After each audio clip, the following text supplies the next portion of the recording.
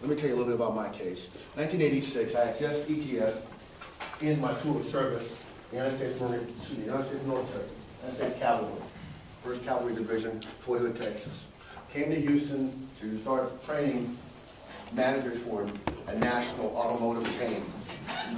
A friend of mine went to undergraduate school, going to the University of Houston for a PhD in microbiology.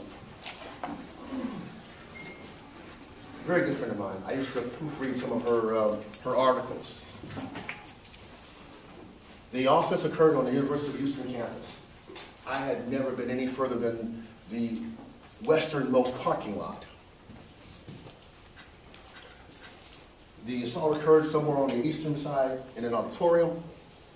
As I went to pick up her car, which she asked me to pick up her car and have the brakes serviced, as I was backing the car out,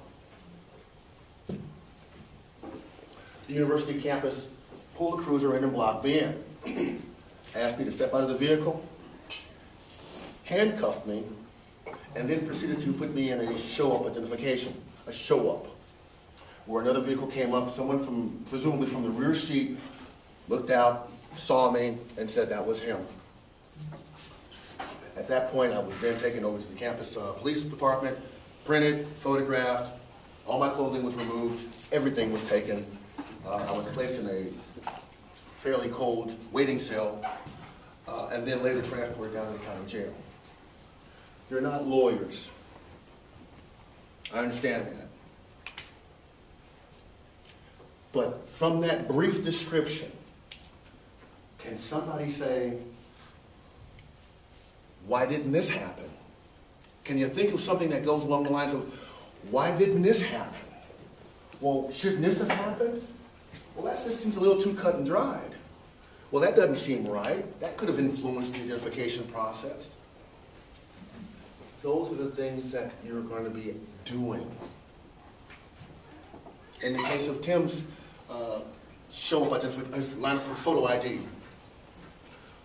once the witness is imprinted, it's hard to erase that. Once you show a victim, a traumatized victim, within 45 minutes after the assault, someone who is handcuffed in the vicinity, that's going to have an impact. But I will say this about the witness, the victim in my particular case. At trial, she was asked, and she answered. She was asked, do you see the man that you identified on the date that you were assaulted? And her response was, anybody want to guess? Yes. What is unique, or what is different, what is odd about that phrasing? Anybody care to make a stab at it? I got it. Please.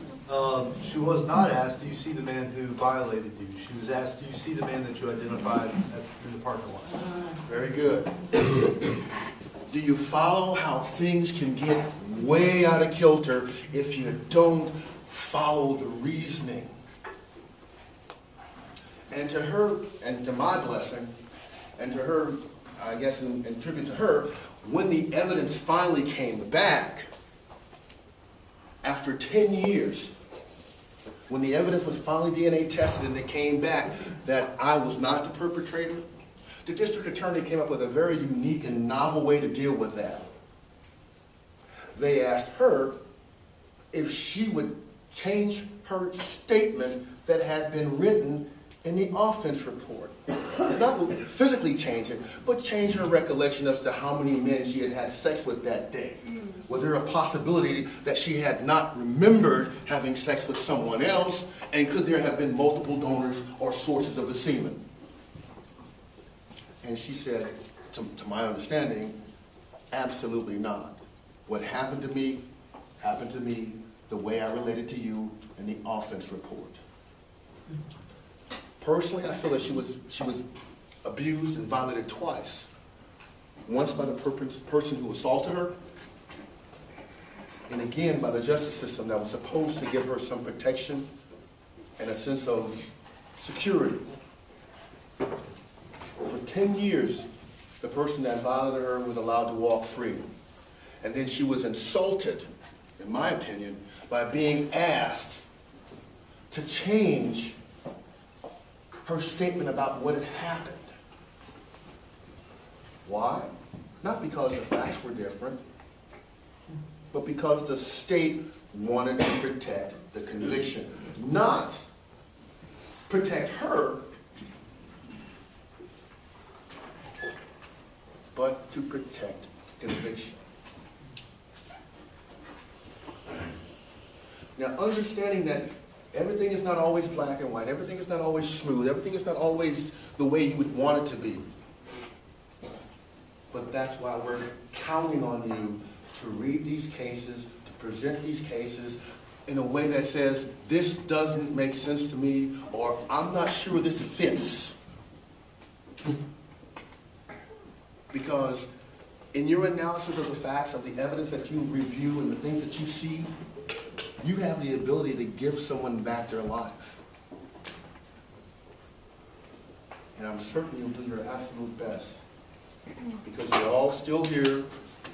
You haven't taken an opportunity to run away. And you're all awake. So with that, I'm going to say, again, thank you very much for being here. Thank you for being a part of the Innocence Project of Texas. And thank you for the work that you will do now, the work that you will do tomorrow, and the good that will come from that work. I thank you on behalf of those men who will not have a chance to thank you. I thank you from the bottom of my heart. Thank you.